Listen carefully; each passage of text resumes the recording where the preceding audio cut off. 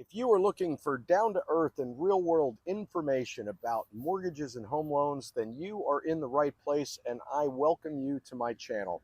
Since my channel is all about mortgages and home financing, I figured a great starting video here would be to just talk about home loan programs in a very broad overview to help you understand what is available in the market as of the time of this recording here in September of 2025.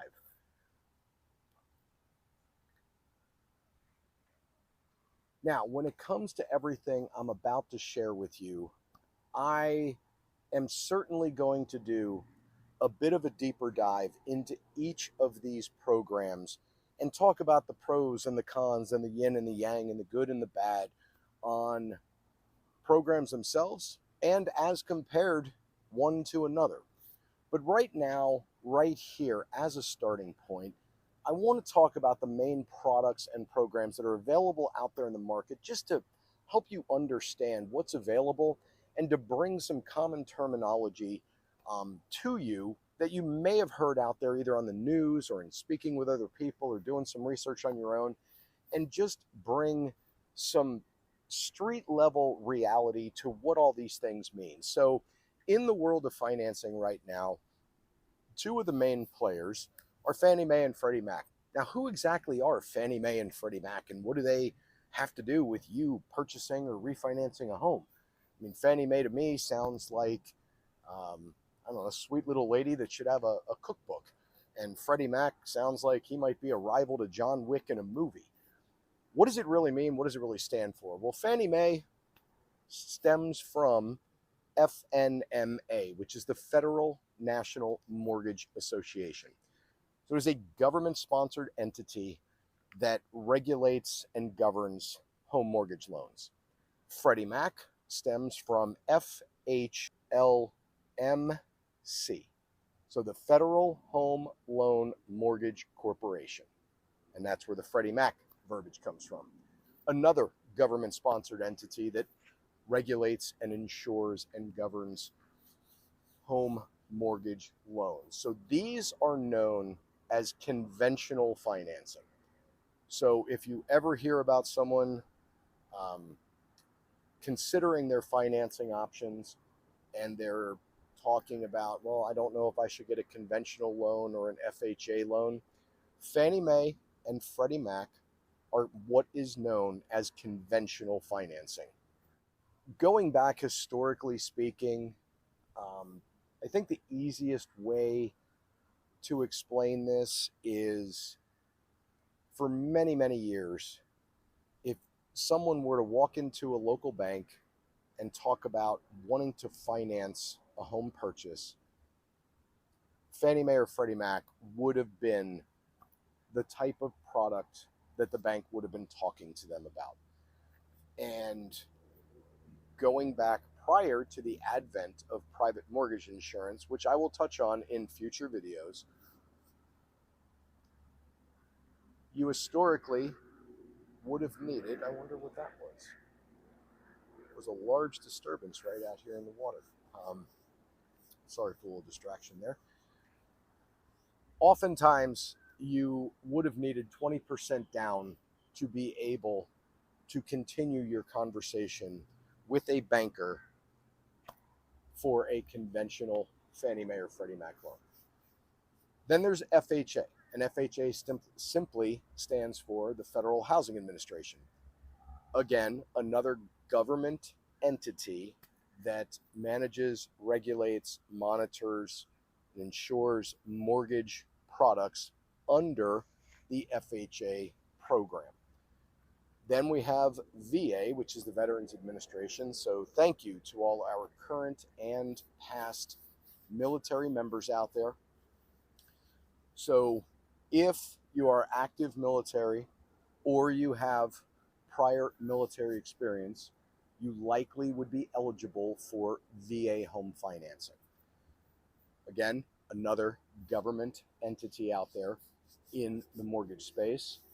And then we have what's known as USDA or rural housing. So USDA, U.S. Department of Agriculture, is involved in in this arena in the mortgage lending space with a product and a program that is designed to help people that are in more rural areas. So there are eligibility guidelines as far as location and some other variables.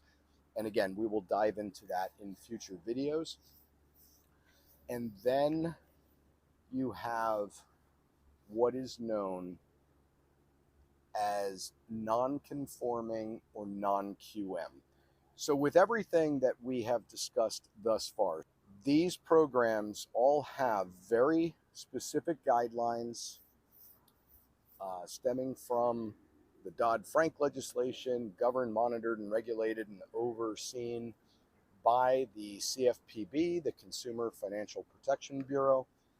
And all of these products that I just mentioned would fall into the realm of what's known as a qualified mortgage. So in order for one of these programs to move from start to finish and a successful closing with a client, it means that it is falling within the guidelines associated with that particular loan program as established by either the entity itself or additional guidelines stemming from the CFPB. Now, when we get into the realm of what is known as or commonly referred to today as non-QM, it stands for non-qualified mortgage. So that doesn't mean that you as a consumer or a potential home buyer don't need to qualify. It simply means that there are going to be components within that loan file that don't necessarily adhere to the guidelines or the standards in the Fannie Mae, Freddie Mac, FHA, and VA and USDA realm. So this isn't necessarily a bad thing because the non-QM lending arena is oftentimes where lenders or brokers will need to pursue financing for individuals that are self-employed. Maybe they are very asset heavy, but not real strong on actual qualifying monthly income. The non-QM space is also where we have the DSCR loans. So if you are looking to invest in real estate for yourself and purchase a property as a rental, whether that's a long-term annual lease or an Airbnb capacity, a DSCR loan stands for a debt service coverage ratio. I don't want to get into details on that right now, as I will be doing a lot of content going forward on DSCR loans as they are becoming more and more commonplace and prevalent in the market. But they are designed for the individual that is looking to invest in real estate and generate cash flow from that property. So whereas all of your qualified mortgage programs require you as the individual to be able to share and document adequate levels of income to fall within housing ratio and debt ratio guidelines to qualify on a DSCR loan, it's a little more akin to commercial financing where you're not necessarily qualifying the individual per se as far as their income and their ability to repay that mortgage debt obligation on a monthly basis, but we are looking at the cash flow of the property that's being financed. So even though it is residential real estate and not commercial real estate, it is similar in nature in the sense that the potential rental income from the property is what's looked at to determine what you may be able to purchase based on what the monthly payment's going to be for you to buy that property. So we're looking at the cash flow coming in, being able to service the payment tied to that debt. And again, DSCR loans fall into this non-QM space as well. Other things that you might see out there is, 1099 individuals or people with multiple jobs and multiple 1099s. In this day and age, the side gig or the side hustle, oftentimes with 1099 income and folks that own their own business and would be considered self-employed, the income analysis is a little different than for the people that are W-2'd employees of companies. And in light of that, oftentimes we find that the taxable income that is derived when the lending industry analyzes a client's tax returns and their financials, those folks often don't make enough money to qualify for the traditional Fannie Mae, Freddie Mac conventional loans or FHA or VA.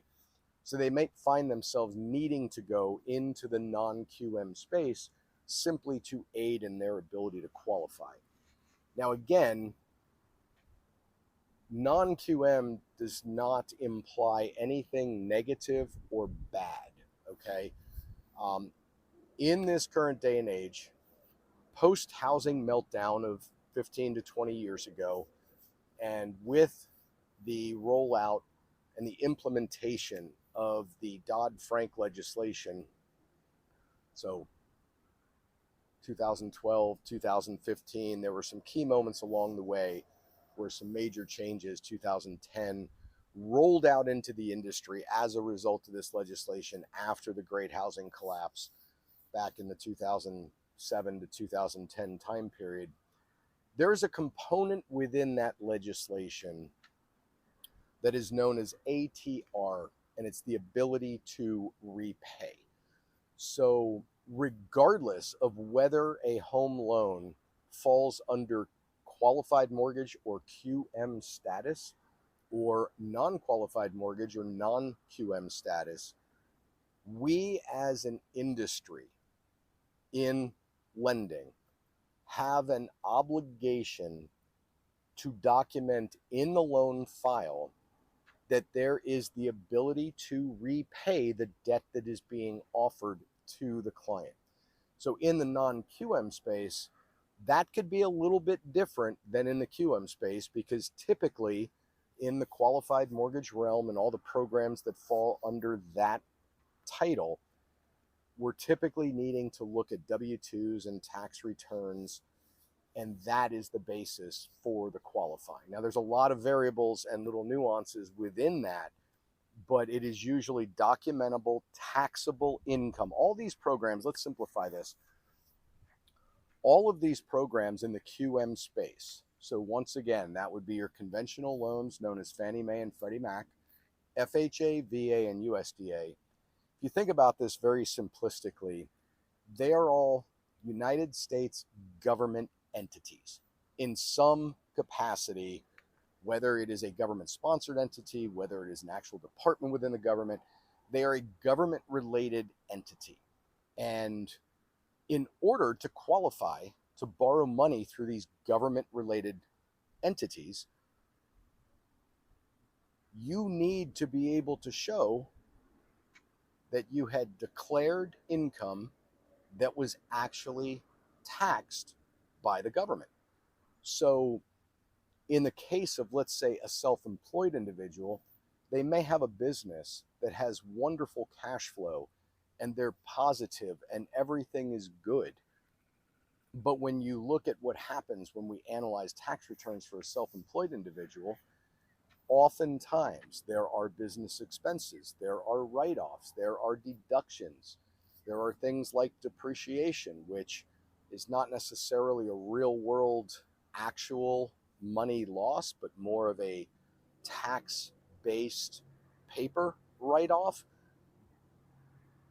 And there's a whole nother conversation about depreciation that comes into play here, but that's getting too deep for this video. But essentially, my point here is that when we analyze the tax returns, oftentimes after the write-offs and the expenses and the mileage and the meals and everything else that often presents itself on a self-employed or a business tax return, that final bottom line that the individual or the company is paying taxes on is a greatly reduced number. Whereas when someone is a W-2 employee, we as an industry are typically looking at what your gross wages are as they are disclosed on your W-2. So if you make $10 an hour and you work 40 hours a week, that is $400 a week. When you multiply that out times 52, your gross income figure on your W-2 is what we look at to then derive what your normal monthly income is. So in that case, we're not taking into consideration, other things that you might be spending your money on relative to your job unless they present themselves on a tax return and we need to see your tax returns for your file. So in the non-QM space, there are options to eliminate the need to see the tax returns, or let's say the 1099s or the K1s or the W-2s, even for yourself if you're the business owner. And there are bank statement loan programs out there. So there are a lot of little nuances and guidelines with those as well. But in summary on those, instead of looking at the tax returns and your taxable income, we can analyze your business bank statements and in some cases your personal bank statements if that is where you're moving your cash through from your business. And then we do some calculations and formulas depending on your circumstances and details. But we're basically looking at the trend of your deposits in the bank statement, the stability of those deposits in the bank statement, and we can take a percentage of those deposits to qualify you on the flow of cash that is coming from your business. So again, even though we're not dealing with necessarily bottom line taxable income, and we may not even be looking, in this case, at tax returns at all, we as an industry are still documenting that there is money flowing through your accounts as a result of the business that you own or run to qualify you based off of some given number, regardless of how that final number is arrived at. So as far as products and programs out there in the market, that pretty much covers it. Now, depending on where you are and what lender or broker you may find yourself speaking with, there may always be a little nuanced product available through one particular secondary market wholesaler or investor.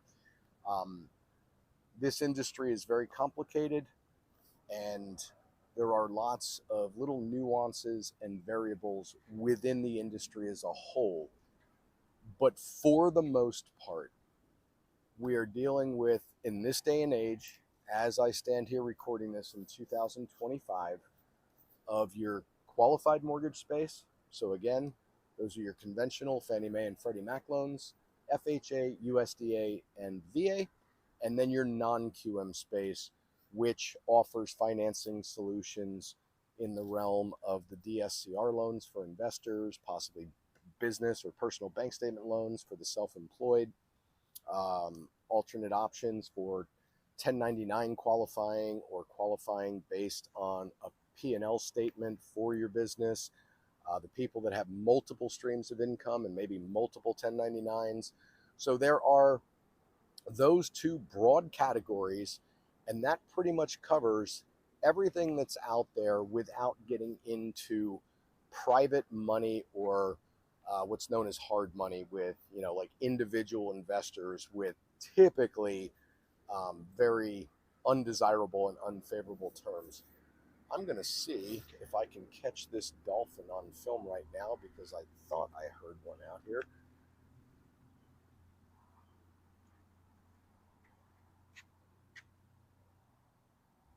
I'm hoping that he or she comes up again here because I just heard the blowhole and I saw the fin.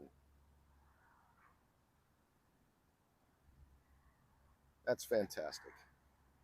Out here shooting a video, and there's a dolphin just casually swimming by. Well, with that being said, I'd like to thank you for tuning in.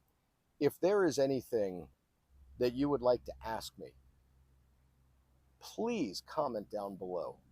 I really am wanting to make this channel as interactive as possible. I am here to answer any questions that you may have about mortgage financing for properties located anywhere in the state of Florida. So drop me a comment, ask me a question. I'd be happy to respond. And if there's something you'd like to see me cover in a future video, go ahead and drop that down below as well. And I'd be happy to see if I could do that for you. Until next time, make it a great day out there. If there is ever anything that I can do for you, please don't hesitate to reach out.